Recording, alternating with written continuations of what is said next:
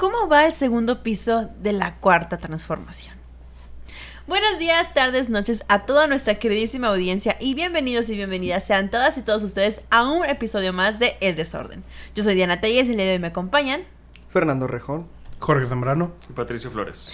Y aquí estamos de nuevo sentados en esta mesa que es su mesa, no es cierto, no es su mesa, pero en esta mesa para platicar un poquito de lo que viene siendo lo que ha sido hasta ahorita el gobierno el segundo piso de la Cuarta Transformación, es decir, la presidencia de Claudia Sheinbaum Pardo. La doctora Claudia Sheinbaum Pardo. Pero primero, antes de comenzar, ¿cómo están? ¿Cómo se encuentran? Ahora sí que otra vez grabamos en otro día que no es domingo, pero bueno. Está bien. Está bien, Sí, no pasa. El chiste es sacarlo adelante. Exacto, el chiste es sacar adelante el proyecto. Muchas gracias a toda la gente que se ha estado suscribiendo, que se está también suscribiendo al newsletter, que nosotros hemos notado que ha tenido un excelente recibimiento de su parte. Estamos muy felices y agradecidos. Qué bueno que les esté gustando esta expansión del proyecto. Estamos todos muy emocionados y se vienen cambios muy chidos en general, ¿verdad que sí? Se vienen cositas. Además de un pequeño comentario, si alguien de la audiencia desea escribir algún artículo de opinión, pueden encontrar a Patricio en Instagram, luego ahí pasaremos el Instagram, donde pueden pedir algún artículo que quieran que publique. Es correcto, con mucho gusto podemos ver la posibilidad de poder trabajar con ustedes. Igualmente cualquier temita que traigan en mente lo podemos platicar. Exactamente. Y pues el día de hoy vamos a analizar el gobierno de Claudia Sheinbaum, ya que estamos a 3 meses y medio de que se cumpla el primer año de su presidencia. Wow, qué loco que ya estamos ahora sí que a un año de que se cumpla, bueno, a meses de que se cumpla el primer año de la presidencia, por lo que decidimos que será una buena idea hacer una especie de corte de caja de lo que ha sido su gobierno y varios sucesos importantes que consideramos que hay que analizar, platicar y profundizar un poquito. Pero vamos a iniciar con lo primero, opiniones iniciales. Quiero saber, cuando Claudia Sheinbaum llegó a la presidencia, ¿qué es lo que ustedes opinaban y estaban pensando al respecto? Creo que puedo hablar por todos y decir que este inicio de presidencia lo llegamos a pensar como una continuación directa y absoluta del gobierno de Andrés Manuel. Sí. O sea, que la diferencia que pudo haber habido entre un gobierno y otro iba a ser relativamente mínima, pero creo que nos hemos quedado cortos con esa opinión. Creo que hay muchas cosas que analizar y que han sido muy distintas, tanto en políticas económicas como sociales, como de seguridad, que han cambiado la forma que están trabajando el gobierno federal entre lo que fue AMLO y lo que ahora es la doctora Claudia. Okay. Sí, de hecho, la forma en la que se seleccionó a Claudia, pues apuntaba mucho a que iba a ser una continuación directa con las políticas de Andrés Manuel. De hecho, una de las razones por las cuales se mencionaba que ella fue selecta fue precisamente porque pues tenía esta presencia dentro de que iba a continuar con la Cuarta Transformación y con las políticas que tenía Andrés Manuel. Entonces, sí, yo considero que estoy muy de acuerdo con lo que mencionabas tú, Patricio. Además, o sea, complementando lo de Fer, de que Claudia se veía como el perfil más leal a lo que viene siendo la figura de Andrés Manuel, además de Adán Augusto, pero Claudia se veía como que más cercana a la figura del presidente en su momento.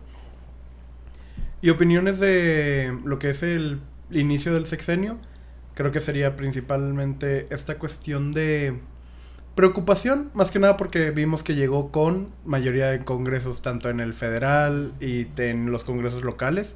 Así que también, o sea, eso era una parte de las preocupaciones que podríamos haber tenido al inicio, que al final se demostró que sí era cosa de preocuparse. Que teníamos razón en que preocuparnos. teníamos razón. Y otro detalle, creo que mucha gente se ilusionó muy tontamente en pensar que Claudia se deslindaría de la figura de Andrés Manuel. Sí. O sea, realmente... No, yo diría tontamente, pero bueno. Hubo una ilusión falsa en que se iba a deslindar, porque no había indicios, pero como que había un deseo, una esperanza de que se deslindara. Sí, porque realmente aquí lo que yo quisiera agregar es que no había algún indicio, algún claro o singular, específico, de que Claudia Sheinbaum quisiera romper filas con Andrés Manuel. Solamente recuerdo tal vez un comentario que se hizo respecto a la reforma al Poder Judicial, que ella comentó de que vamos a pausar y vamos a analizar y luego vamos a ver. ahí se levantó como que un cierto sentimiento de esperanza que yo también hasta yo también recuerdo pensar, bueno, a lo mejor y no va a seguir al pie de la letra lo que fue dejado en encargo por Andrés Manuel. Que a ver, aquí estamos todos asumiendo que Andrés Manuel le dejó cosas encargadas y creo que a lo mejor no estamos tan equivocados. No, o sea, pues dejó el último paquete de reformas, que fueron las primeras aprobadas. Claro, Sí. se las dejó en bandeja de plata para que se fueran a cumplir como casi tal, orden ajá. acatada. Pero también hay que recordar que la presencia de Andrés Manuel ha sido Nula, eso sí, nula la presencia después de que pública terminó. apenas hasta las elecciones. Exacto. El único avistamiento público del expresidente fue para ir a votar en las elecciones judiciales. Sus hijos han tenido más presencia que él. Sus Sí. hijos han tenido más Sí. controversias que él desde que salió de la administración. Exacto. Importantemente, me da mucha risa porque él también llegó con su acordeón. Con su mamá también. De que, Sí. ¿Algo más que quisieran agregar para seguir o ya continuamos? no, de momento eso es todo. Muy bien. Vamos a ver. El primer tema que vamos a discutir es la sección de seguridad. Lo que principalmente llamó la atención es que se rompió la política de abrazos, no balazos que Andrés Manuel López tenía. Es decir, se adapta a una estrategia más firme basada en una autonomía de la Secretaría de Seguridad en coordinación con la Marina y la Guardia Nacional. Últimamente han estado trabajando mucho y pues eso con la intención de poder llevar a cabo unas estrategias para poder recuperar a elementos importantes del narcotráfico. Tenemos que a finales de febrero de 2025 se llevó a cabo una extradición a Estados Unidos de 29 prisioneros acusados de delitos relacionados con el narcotráfico. Entre los detenidos se encuentran Rafael Caro Quintero, Miguel Ángel Treviño Morales y Omar Treviño Morales, fundadores del cártel de La Última Letra. Pero que también cabe destacar que esta estrategia, después vamos a seguirla discutiendo porque también tiene que ver con una estrategia de política exterior e incluso economía relacionado a los aranceles y Donald Trump, pero que claramente tiene una relación con la seguridad porque esas personas que han sido relevantes en las esferas más altas del crimen organizado, pues ahora se encuentran en manos de la ley estadounidense que no suele ser tan benevolente como suele ser la mexicana con ellos. Entonces, pues aquí encontramos un distintivo en cómo es que se están tomando esas estrategias con intención de poder, gracias Jorge, esas estrategias para apaciguar tanto lo económico, Donald Trump y también la seguridad nacional. Muy interesante. ¿Opiniones al respecto? Muy, muy interesante también porque este tipo de estrategias por decirlo de alguna forma u otra, de decapitar a los cárteles, cortando estas primeras cabezas de trabajo que se tienen hasta arriba de la pirámide, pues han resultado, se puede argumentar de ambas formas, como en beneficio o como en contra del trabajo de seguridad, porque ha habido muchos contratiempos en distintos estados y distintos proyectos que está trabajando la administración federal en temas de seguridad, que han afectado la forma que se vive el día a día en México. Uh-huh. al tratar de cortar este inicio jerárquico del narcotráfico, pero bueno, hay que ser algo a considerar. Uh-huh. Pues yo creo que aquí en el aspecto de seguridad es el talón de Aquiles de Claudia. Uh-huh. Y yo creo que es una de las cuestiones con las que más ha fallado en lo que va de su gobierno, que digo, no se le puede echar toda la culpa, es algo que viene ya de arrastrándose. Exactamente, viene de presidencias anteriores. Está el caso del narcotráfico, que recientemente ha tomado mucha fuerza otra vez. La cuestión de los desaparecidos, que es yo creo que de las cosas más horribles que ha tenido el gobierno actual. Que más les ha pegado. Sí, y que más les ha pegado dentro también de la opinión pública. Entonces, y es una continuación de la estrategia que ahorita Patricio mencionaba, Uh-huh. que es la de decapitar los cárteles.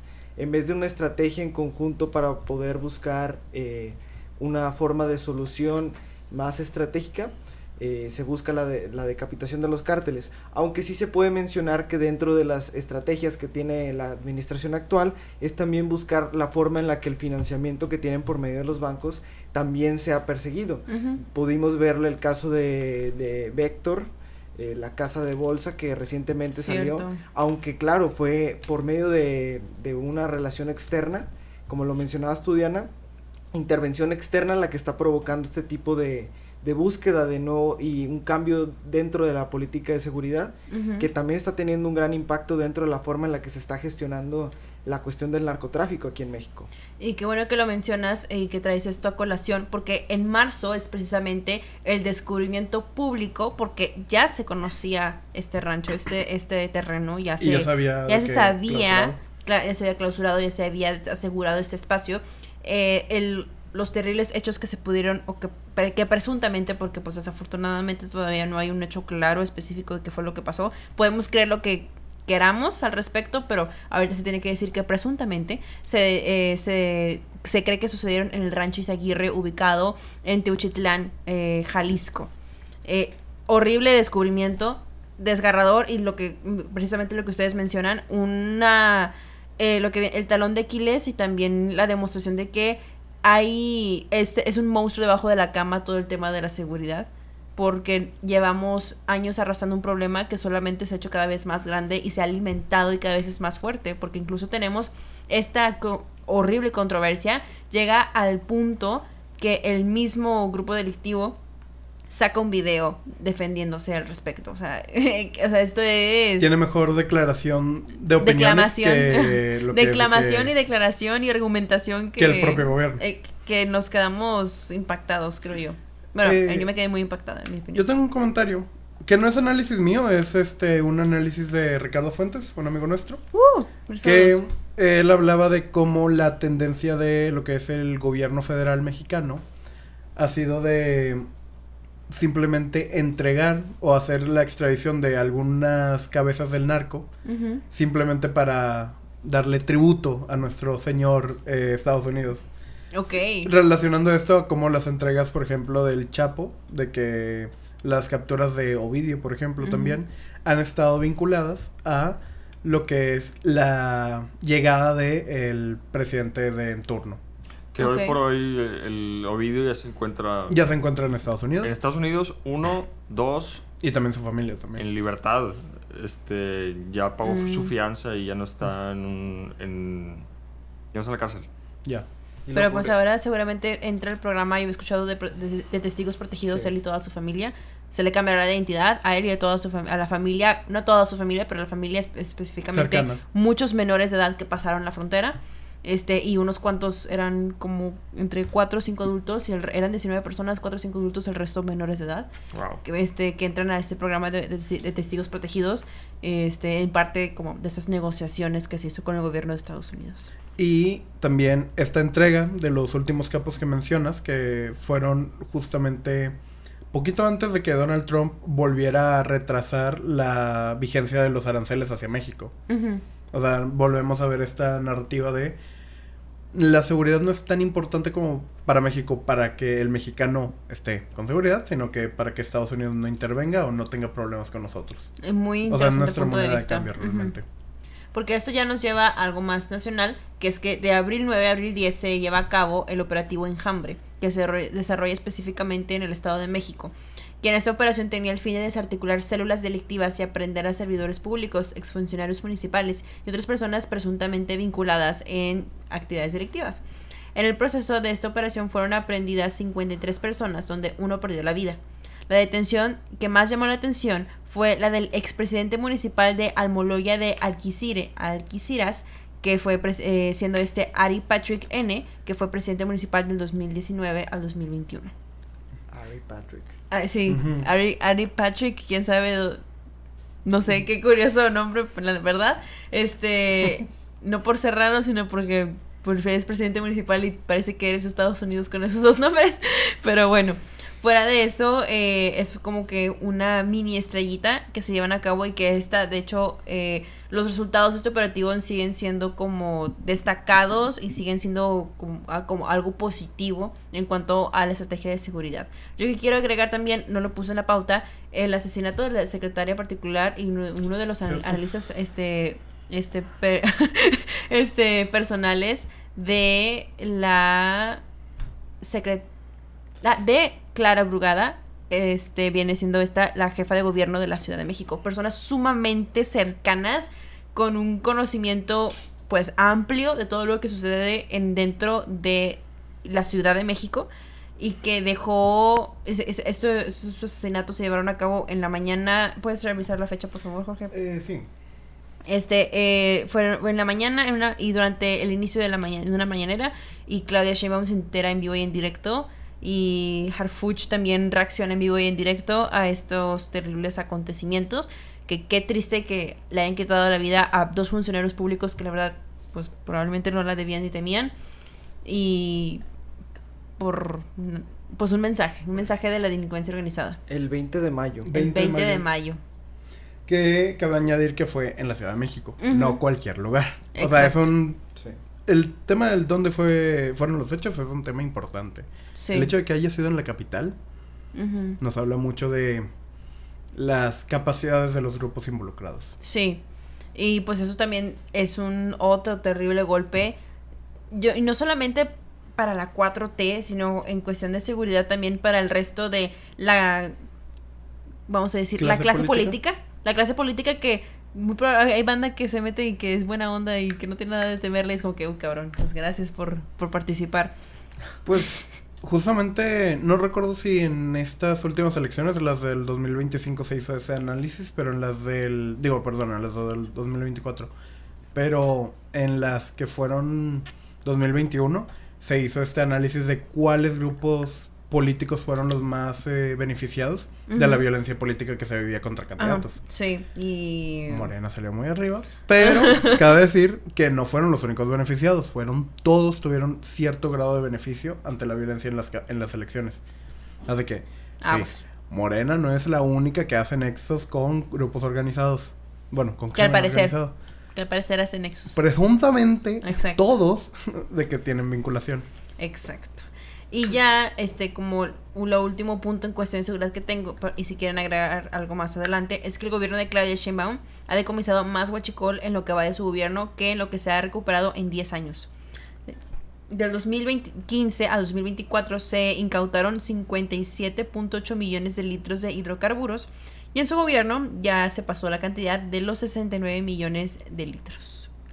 Bueno. Y yo que pensaba que uno de los logros de la presidencia pasada había sido terminar con el huachicol, pero qué curioso que ahorita ya es del más incautado. No, eso fue un desastre. Fue un desastre. De hecho, algo interesante de esto del huachicol es que es una política que continúa de Andrés Manuel, que él peleaba mucho en contra del huachicol, porque buscaba que Pemex tuviera más presencia dentro del país y dejara de tener menos competición dentro de este sector de los hidrocarburos, porque es una de las políticas, o sea, aquí va doble vínculo, es política de seguridad pero también política económica. Sí. Recordemos que Pemex es una de las empresas más endeudadas del mundo, entonces es un lastre para nuestra economía realmente. Sí. Nosotros mantenemos Pemex. De hecho, gran parte de la deuda que tiene México es para mantener a Pemex, y gran parte de nuestro Producto Interno Bruto se va para cubrir la deuda de Pemex. Entonces, esta también es una política de economía, porque busca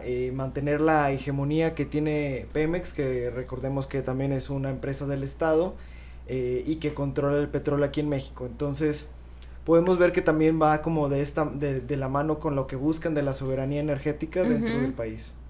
Exacto. Y aquí cerramos el apartado de seguridad. Un apartado en el que no queda bien parado el gobierno. ¿Ustedes cuánto le ponen de calificación? 0. ¿Y por qué no puedo poner negativos? Qué fuerte. No, o sea, definitivamente ha habido ciertos aciertos. A mí lo que me parece muy interesante es toda la relación que se ha tenido con Estados Unidos en cuanto a temas de seguridad.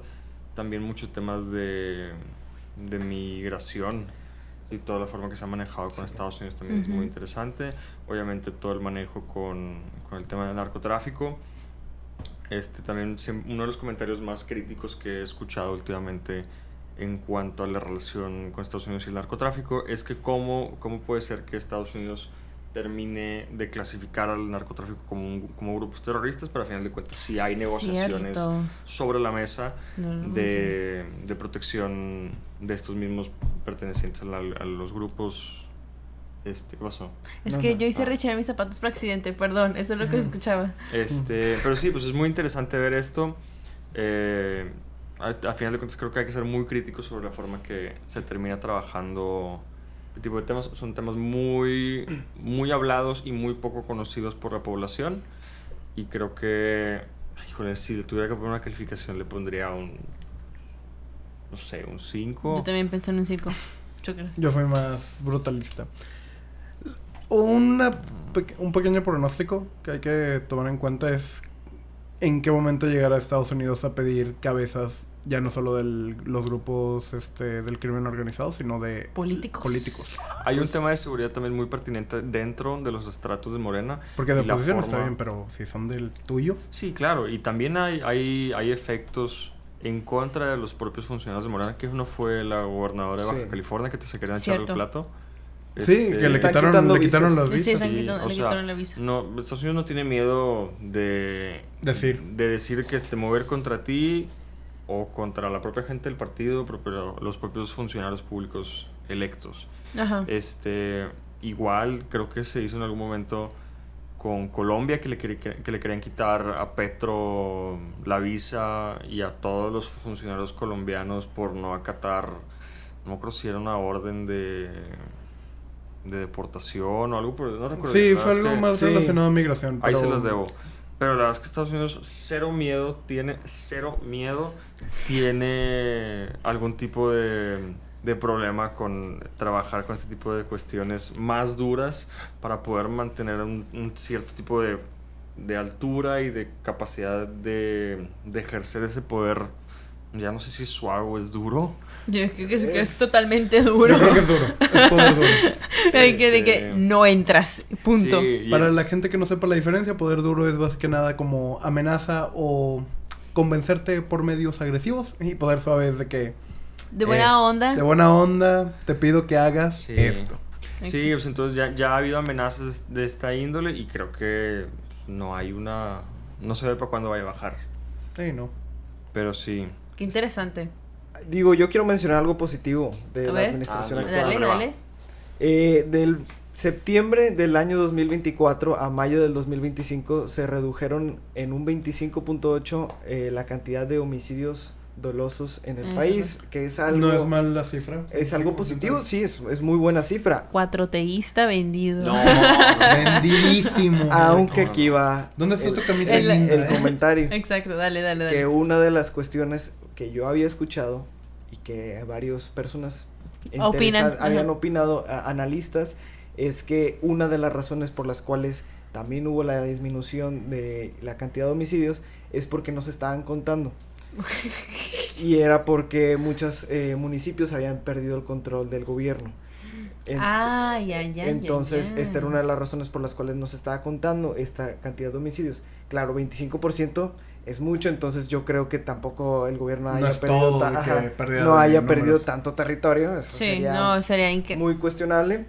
Como decía Lorenzo Córdoba cuando trataba de defender al INE, de que el INE Él llega llegaba a todas partes. más lejos que el gobierno mexicano. Y es como, ¿con permiso de quién? De que- Sí, esa declaración estuvo muy chistosa. Ay, Dios. Bueno, creo que podemos continuar en la siguiente sección. Siguiente sección donde seguramente Fer tomará la batuta porque es economía. Claudia Sheinbaum ha implementado, así le dicen, un plan B, de que consiste en diversificar las exportaciones, fortalecer el mercado interno y promover inversiones nacionales. También conocido como el Plan México. ¿Y por qué?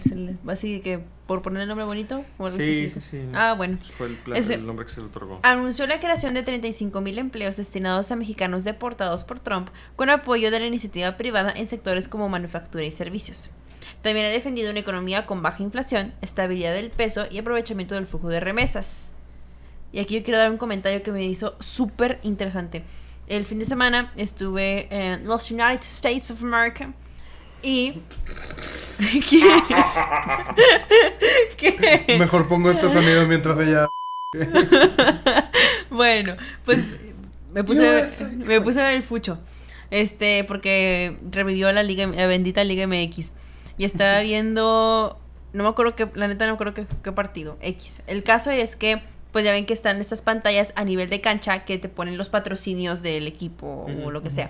Había no alcancé a tomar la foto, pero era un hermano mexicano o con nacional mexicano no te olvides de enviar remesas. O sea, pidiéndole a la gente que mande remesas. Es que es un flujo, Sí. o sea, Y yo que- la aportación de Estados Unidos a México en cuanto a remesas es absurdamente enorme. Sí, O sea, es sí. una cantidad de dinero abismal. Y que justo Trump estaba amenazando con ponerle impuestos a este tipo de remesas que vienen de Estados Unidos a México. Pues imagínate todo el dinero que te estás perdiendo. Obvio, O sea, exacto, de que- exacto. Es toda la lana que se gana en tu país y pues Y debería se de va gastarse en tu tu país. Pero que se envía a Y México obviamente y... se va. Y uno de los logros que en algún momento Andrés Manuel llegó a resaltar fue el incremento de remesas. Exacto. No es estaban algo que entrando debas de al país. presumir, cabe decir. O sea, No. O sea, No. no dice nada al respecto. O sea, no es una política pública que tú puedes implementar. No es ¿sabes? como de Bueno, que- la política pública, Mándemelo. Mandemos gente fue afuera. no hacer De nada que- para que más gente se fuera y enviara más dinero. Eso fue. Pues Literal. imagínate. Sí, es preocupante. Es preocupante de hecho. que lleguen ahí, más ahí la remesas. definición de políticas públicas son toda acción y no acción del gobierno. Ahí se aplica. Ahí se De que- aplica. Toda la acción e inacción del Perdón. gobierno es una política pública.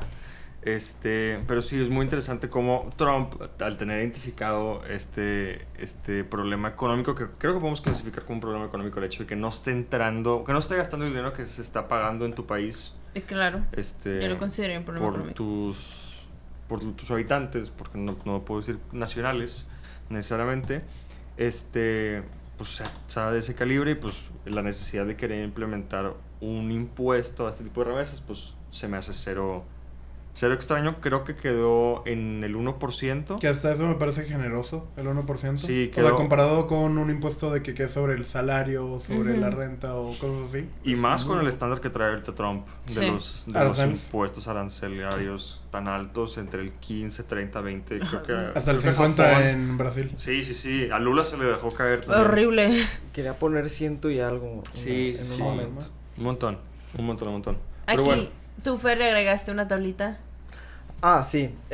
Bueno, primero que nada, el índice económico y la política económica que está tomando el gobierno de Claudia es responsiva a la Ok. situación de Trump. Lo que es preocupante porque pues no habla de una muy buena política con respecto a la economía. Como mencionamos, se hizo este plan para fortalecer las exportaciones dentro del mercado interno y también promover las inversiones a nivel nacional y también inversiones del lado externo de inversiones internacionales a México. La cuestión aquí es que no se ha visto muchas inversiones internacionales a México y de hecho hemos visto cómo muchas empresas han dejado de invertir en México por el escenario actual que se está viviendo de las remesas de Donald Trump, de la cuestión de los aranceles de Donald Trump. Ujú. Y de hecho yo puse aquí una tablita, que si quieres ahí luego te la comparto, editor jefe en edición. Pues una así como que más bonita, ¿no? De que Sí, más bonita. Sí, va. Que aquí podemos ver las actividades en cuestión, actividades primarias, secundarias y terciarias en México.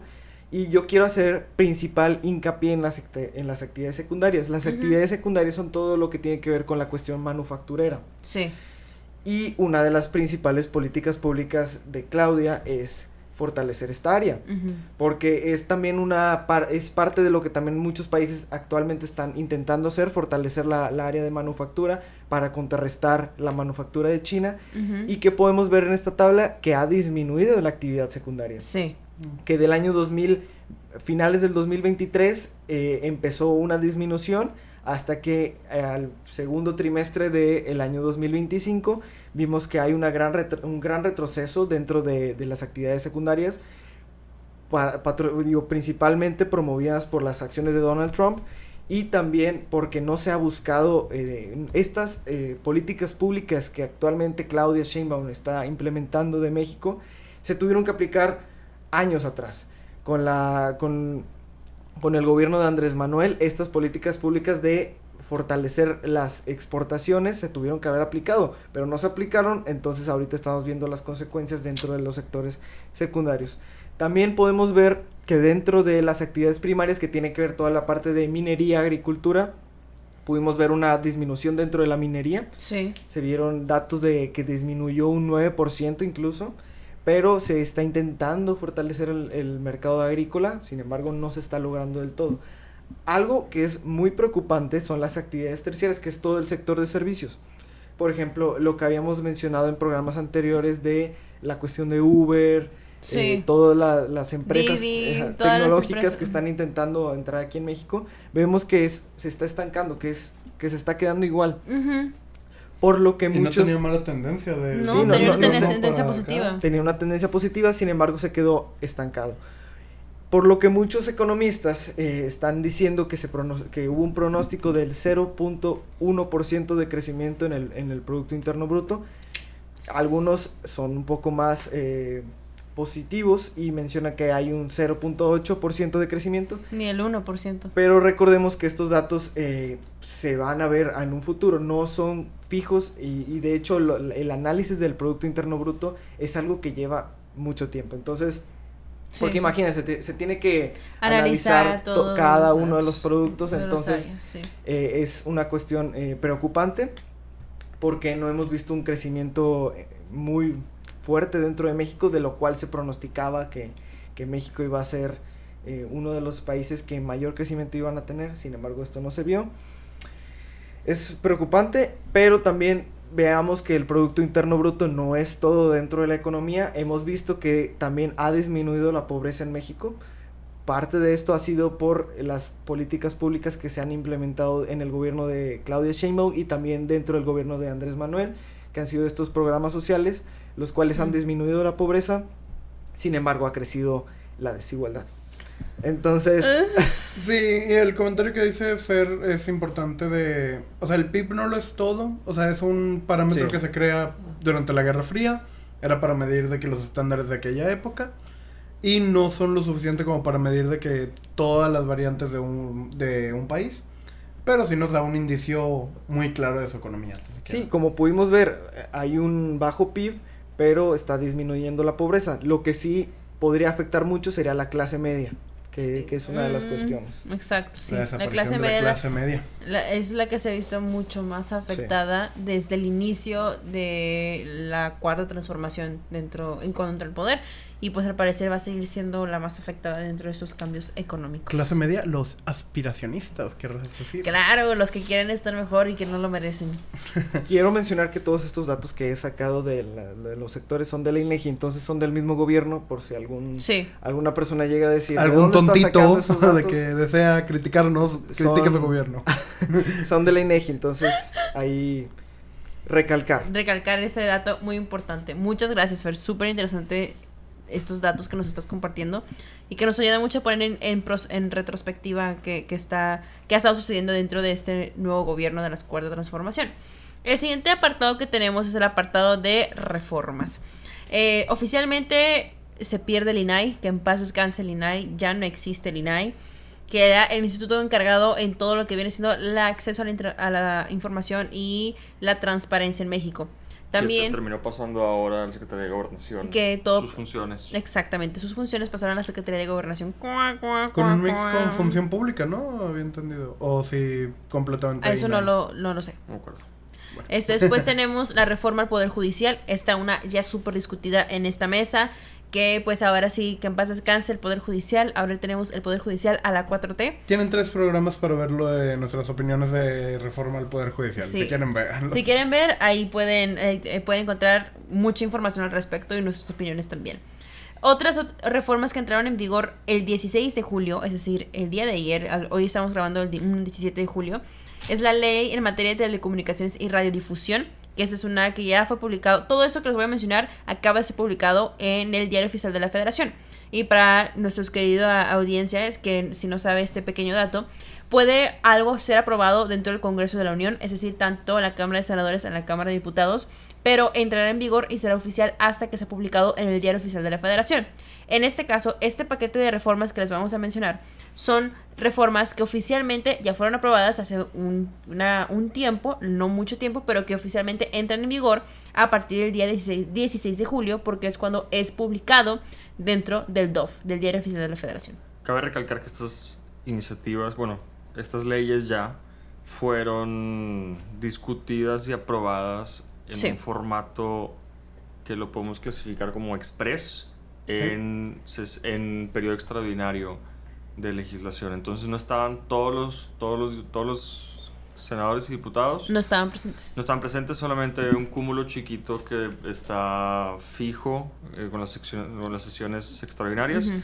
Entonces, a pesar de que sí tienen una representatividad, no es la misma la calidad y cantidad de discusión que deberían de tener este tipo de materias tan importantes como es telecomunicaciones y varias de seguridad. Lo que dice en la sesión permanente. Lo que son las sesiones permanentes y el horario fijo. También en estas sesiones extraordinarias hubo sorpresas porque hubo legisladores de Morena que votaron incluso en contra de la propia legislación. De telecomunicaciones específicamente. Solo que como estas es un paquete legal, o sea, de ley, no es de constitución, no era tan difícil que consiguieran de que los votos, que la ya mayoría, tenían. Porque no era una mayoría calificada, era una mayoría simple, del 50+1. Bueno, continuamos con la ley en materia de telecomunicaciones y radiodifusión, que oficialmente se le da el RIP, que en paz descanse, lo que viene siendo el IFT, el Instituto Federal de Telecomunicaciones, otro instituto autónomo que muere y en manos de la 4T.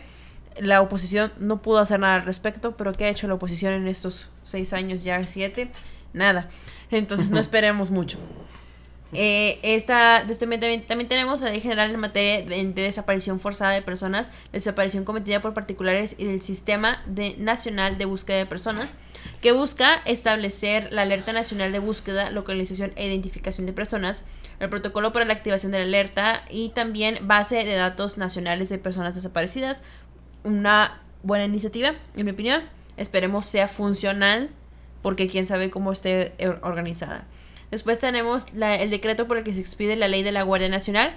Oficialmente a la Guardia Nacional se le da la atribución de prevención de delitos y las faltas administrativas, así como la de salvaguardar la integridad de las personas y de su patrimonio. Es decir, prácticamente son policía. Guardia Nacional, que ya pertenece a las Fuerzas Armadas, ya no es una fuerza policial como tal. Pero se le están dando como que atribuciones de policía, de una policía. O sea, ¿qué hace la policía? La prevención de delitos y establece el orden cuando suceden faltas administrativas. Y ahora también lo va a hacer la Guardia Nacional. ¿Se ocuparán en un futuro las policías municipales estatales? Pues quién sabe, porque pues están haciendo... La Guardia Nacional está haciendo labor de la policía. Además, mencionar que este es un decreto. Sí. Esto quiere decir que viene desde el Ejecutivo. Ajá, exactamente. O sea, no viene de la Cámara de Senadores ni de la Cámara de Diputados que quieren promover esto para que se cambie de ley, sino que desde la presidencia se está buscando este cambio. También está el decreto por el que se expide la Ley General del Sistema Nacional de Seguridad Pública, que busca establecer bases normativas para que las instituciones y los órganos que integran el sistema se distribuyan entre los 3 órdenes de gobierno las competencias específicas para el ejercicio de la función concurrente de la seguridad pública. Más cambios en la seguridad. También está la Ley Federal para la Prevención e Identificación de Operaciones con Recursos de Procedencia Ilícita, que el objetivo de esta ley es proteger el sistema financiero y la economía nacional, estableciendo medidas y procedimientos para prevenir y detectar actos u operaciones que involucren recursos de procedencia ilícita por medio de la coordinación interinstitucional. ¿Opiniones en eso? Que era lo que mencionaba en la parte de seguridad, que el gobierno está buscando por otros medios y otras políticas públicas mover la economía. Exactamente, buscar, intentar detener el lavado de dinero, que es una de las bases por las cuales el crimen organizado obtiene sus recursos. Muy interesante ese punto. Pueden ver eso también dentro del Instagram, ahí tenemos una pequeña publicación. Y en el newsletter una columna de opinión acerca de eso. También entra en vigor la Ley Nacional para eliminar trámites burocráticos, que intenta hacer como que todo más sencillo. Vamos a ver si funciona. También la Ley General de Desarrollo Social, la Ley Federal de Presupuesto y Responsabilidad Hacendaria, la Ley General de Contabilidad Gubernamental y por último la Ley General de Vida Silvestre.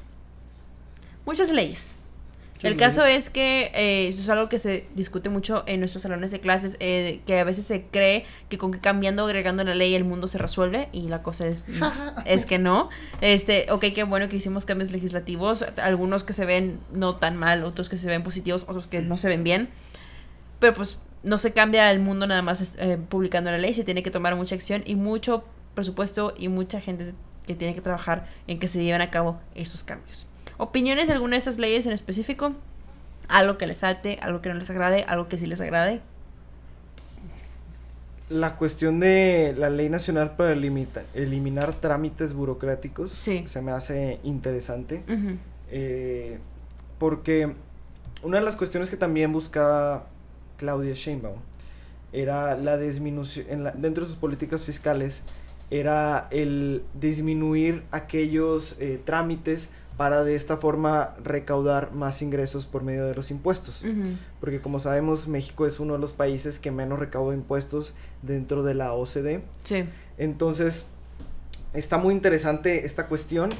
No sé qué tan bueno sea, porque pues menos trámites burocráticos no significa más eficiencia. Sí. Entonces, es una ley interesante. También la ley que habíamos mencionado de la cuestión de recursos de procedencia ilícita, es interesante. La ley general del Sistema Nacional de Seguridad Pública, el establecimiento de una base de datos para las personas desaparecidas es algo bueno, y es una respuesta a lo que ha sucedido de las personas desaparecidas, que han aumentado lamentablemente en este país. Entonces, están interesantes estas leyes que se están aprobando dentro del Congreso, y de cierta forma son responsivas a las cuestiones que está viviendo el país actualmente. Claro, eso yo lo considero interesante al menos. ¿Jorge? Aquí está luego el tema de la crítica que se le hacía a este paquete de reformas, a la famosa ley espía, de que... A la de telecomunicaciones. Que no era refiriéndose solo a la de telecomunicaciones, también a la de seguridad, a la de la Guardia Nacional, a la de los desaparecidos también justamente. Que la crítica rondaba al respecto de cómo, o sea, en México hay un contexto de desaparecidos, de la necesidad de combatir este fenómeno que se ve en México desde muchísimos años y que cada vez se ha ido agravando. Pero la crítica que hacía la oposición era referente a cómo se va a limitar de cierta forma la privacidad de datos que no son necesariamente de ejercicio público, de la cuestión del cuerpo biométrico y toda esta clase de cosas, que si bien sí son cosas que tiene acceso el gobierno, no los tiene a acceso de que de forma instantánea. Fast track. De cierta forma vemos esta tendencia global a lo que es la militarización. Ya no solo es ver como una cuestión de seguridad, sino que nuestra seguridad depende de Fuerzas Armadas. Esto viéndolo en un sentido, por ejemplo, la NATO volviendo a tener como hincapié en muchas áreas del mundo. El tema de Ucrania estaba relacionado. Europa viendo la necesidad de volver a tener un ejército propio, pero ahora ya como una cuestión supranacional, o sea, un ejército de la Unión Europea, no un ejército por país. Por país. Y aquí en México lo hemos visto desde sexenios de Calderón, nosotros gobierno estamos incapacitados para combatir contra estos grupos, tenemos que meter a las Fuerzas Armadas, de alguna forma u otra. Y la tendencia que ha tenido también, pues la 4T también ha caído en esa militarización. Así que ya ni siquiera vemos... Sí hay una cuestión interesante, si bien están respondiéndote las necesidades actuales. Lo preocupante es esto que dices, Diana, de no porque cambies una ley va a hacer que cambie la realidad. Depende de muchas acciones, de mucha iniciativa también. ¿Y qué tanto de eso va a servir para responder a esa necesidad? ¿Y qué tanto de eso va a servir para agredir al ciudadano? Ok, sí, qué buen punto. A mí lo que me preocupa es que, si recordamos, y esto ya lo pueden ver en los programas que tenemos aquí dentro del canal respecto al Poder Judicial, es que recordemos que si se concreta la reforma al INE, pues entonces tendríamos 3 organismos constitucionalmente autónomos que se habrán visto afectados directamente por reformas de la 4T en menos de 7 años. Porque, 12 años, vamos a darle el sexenio completo a Sheinbaum. Porque tendríamos el INAI, que fue también aniquilado por la 4T, el IFT, el Instituto Federal de Telecomunicaciones, que acaba de ser eliminado el día de ayer, y ahora sí lo que viene siendo el INE, si es que se concreta la reforma del INE, que recordemos que también va de la mano con la reforma al Poder Judicial. Eso es algo que ya lo platicamos. El intento de reforma al INE nos lleva a la reforma al Poder Judicial, que nos regresa a la reforma al INE, cosa que se ve venir en esta mesa.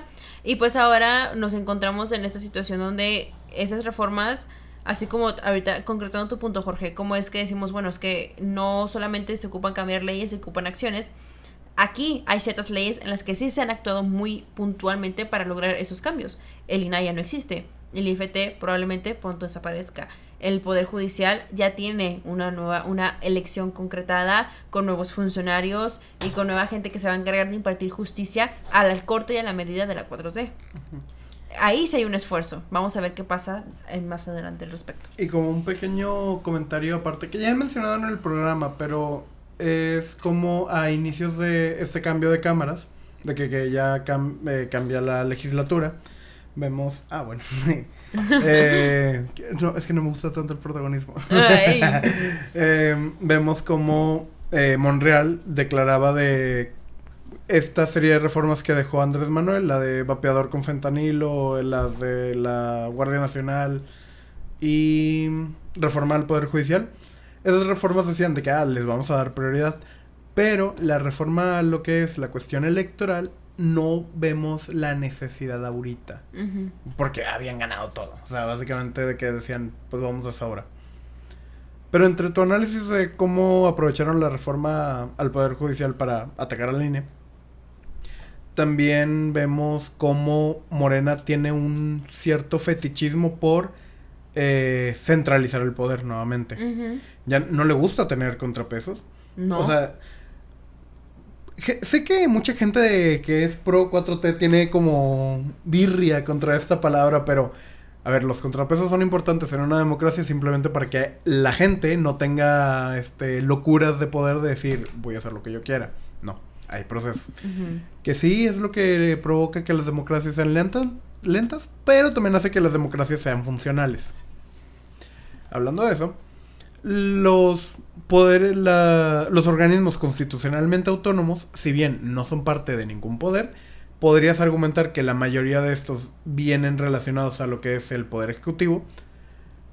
Esto necesariamente son para limitar las capacidades del poder ejecutivo, que dentro de este país ha sido el poder más beneficiado por cómo está la composición de la Constitución. Así que la 4T ha representado mucho este miedo por tener como negociar o atender los intereses de otros grupos que no sean ellos mismos. Ok.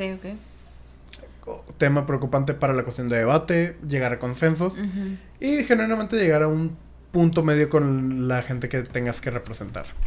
Ok, muy interesante. Interesante. El poder absoluto o concentrado es malo. Claro que sí, siempre. De que lo que es la época del absolutismo en Europa con estos reyes absolutistas o el Estado soy yo, son claros ejemplos de por qué no debes de hacer eso. Se enojó. Bueno, Se nos fue el compadre. Bueno, si quieren vamos gente tontita de una que vez trata de defenderlos. concluyendo. Se nos va a estar acabando el tiempo porque nosotros podemos continuar y nunca acabar. ¿Qué opinan al respecto ustedes? Ahora lo que sigue es lo siguiente. ¿Qué opinan al respecto a lo que estamos analizando? ¿Tienen algún comentario más? ¿Hay algo en específico que quisieran discutir en la caja de comentarios? Bienvenidos a sus comentarios. Ahí siempre los estamos leyendo y reaccionando. Y también opiniones finales.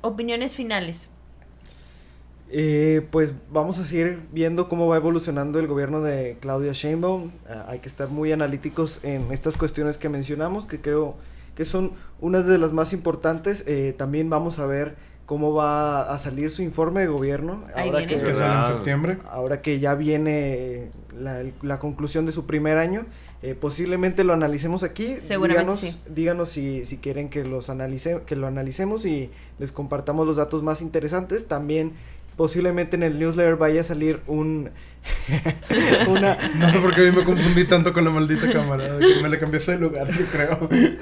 Una posible nota analizando informe de gobierno junto con opiniones externas, porque es muy importante tener este tipo de puntos de vista. Diversos, siempre. Yo quisiera agregar, como conclusión del tema, creo que el mayor enemigo de Claudia Sheinbaum, de este gobierno, es el propio partido al que pertenece. Pensaría yo que el hecho de que comience a haber, bueno, creo que ya no puedo decir comience, el hecho de que haya una división partidista dentro de Morena se puede convertir en el peor enemigo que puede tener la presidenta en su gobierno. ¿Por qué? Porque claramente hay una capacidad de toma de decisiones absolutista, bueno, no quiero ser absolutista, burocrática que tiene Morena en distintos estratos de gobierno, en los distintos divisiones de gobierno. Sin embargo, creo que el hecho de que la población tome conciencia de que ya no es un ente que va siempre hacia un solo lado como lo llegó a ser en el sexenio anterior, puede llegar a ser un disparo en el pie por su propia cuenta por parte del propio partido, y podría ser que algo que pueda llegar a hundir el trabajo que en ciertos puntos ha sido positivo y en ciertos puntos ha sido negativo de la presidencia del Ejecutivo. Creo que eso es muy, muy importante considerar para el futuro de ese partido y del gobierno, y la forma que se puede inclusive postergar o limitar un tercer piso de la transformación que pueda llegar a venir en el 20... ¿Qué? En el 30. ¿En el 30? Sí. Qué miedo. Sí, por eso abrí los ojos. No falta mucho. Faltan 5 años. O sí, sea, me pasan rápido. Falta todo un sexenio, ¿verdad? Falta pero todo ya un como sexenio. que dices, ya viví un sexenio, de que dices Pero como... sí. Otro sexenio tras A ver otro. si tenemos el desorden para el 30 y hacer un análisis Dios. de ese Claro que país. sí va a existir si ¿Será? ustedes demuestran su apoyo. Será un monstruo en ese momento el No, desorden. está muy cañón. La neta es que el hecho... Ya uno de los 3 funados, de 4. Sí. No, es que la campaña permanente que siempre se termina manejando por parte de los partidos es absoluta, y es innegable que siempre hay una campaña para poder mantener el poder, y obviamente es mucho más fácil mantenerlo que obtenerlo en primera mano. Pero pues a ver qué sale. Yo sigo diciendo que el mayor enemigo puede ser la propia división partidista que hay dentro de Morena, y que se puede llegar a fomentar inclusive aún más conforme vaya pasando el tiempo de la administración federal. Excelente. Sí, yo también creo eso. Muy interesante. Te felicito. Detalles. Muy buen comentario. Ya yo para cerrar, porque ya dice tu punto. No, Jorge. todavía. Disculpa, Jorge. Continúa, Jorge. Si quieren, no, de No, que ¿sabes qué, chica tu soy- madre? Vete. Ok, se quedan sin editor. Bueno, comentario. Es temprano. O sea, sí, por ejemplo, cuando preguntó Diana de que qué calificación le damos a seguridad, yo le puse 0 por ser brutalista, pero sí es muy temprano todavía como para ir evaluando a plenitud lo que es cada una de las áreas que tiene Claudia Sheinbaum en su gobierno. Apenas va para el año. Realmente deberíamos de tener una evaluación más honesta ya mínimo a mitad de sexenio. Digo, sí, a mitad de sexenio cuando tenga 3 años. Pero es necesario hacer esta clase de análisis que los que mencionaba Pato, los que mencionó Fer y los que ahorita va a mencionar Diana, de cómo vemos la evolución o el progreso de este segundo piso de la cuarta transformación. Por un mero hecho de hacer un análisis político, que siempre es importante para la gente que está interesada en política, pero también para ir analizando cuáles son las posibles consecuencias que vayamos a tener en un futuro, que siempre son, ¿cómo decirlo? Minuscabadas por lo que es los análisis macroeconómicos, pero estos análisis macroeconómicos también se ven reflejados en cómo es la perspectiva política de las empresas, de la población o de los otros países que tienen hacia su vecino. Ok, muy bien, muy buen punto, Jorge. Yo creo que ya para cerrar este último comentario, sería que sí es importante hacer este tipo de análisis, no, aunque lleve casi un año de gobierno. Al final de cuentas se nos prometieron muchas cosas en campaña, Y que creo y las que... podrían hacer ya. Y que se podrían llevar a cabo ya. O sea, ¿qué pasó con la reforma de las 40 horas? Oigan, Ahí va, eso es ahí importante. va. A ver si llega. Dios plan, sí. Tiene esperanza. Y luego más porque no estamos hablando de cómo está reaccionando Nuevo León con esa reforma, pero eso es para otro Sí, programa. pero eso es True. para otro programa, podemos hablar al respecto. Pero que indudablemente este tipo de análisis son sanos y son necesarios. Aquí podemos tener diferentes ideas, pueden estar de acuerdo con nosotros, pueden no estar de acuerdo. Y saben algo, qué bueno. El punto es saber por qué estás de acuerdo y tener bien identificado la razón de tu argumentación. O sea, cuál es el razonamiento detrás de tu punto. Y con mucho respeto, compartirlo si quieres, platicarlo con nosotros. Y nosotros también con mucho gusto platicaremos contigo. O hablarle a Pato para publicar un artículo de opinión Claro en el que newsletter sí. de El Porque Desorden. Así es, o sea, aquí bienvenida sea tanto la crítica como el cuestionamiento, como sabes que sí estoy de acuerdo, pero también este punto es importante y esta fuente se te olvidó agregarla. Sin nada más que agregar, síguenos en nuestras redes sociales. Nos pueden seguir en nuestro TikTok y en nuestro Instagram como @eldesordenpod. Recuerden que también en la caja de descripción está el link de la suscripción a nuestro newsletter, en el que pueden recibir semana con semana una edición diferente, nueva y actualizada sobre las otras notas que no platicamos en esta mesa, pero que siguen siendo igual de relevantes, con nuestro análisis, nuestra opinión y pues un poco de jiribilla al respecto. También nos pueden seguir a nosotros en nuestras redes sociales, por ejemplo... Ay, Fernando le volvieron a tirar el Instagram.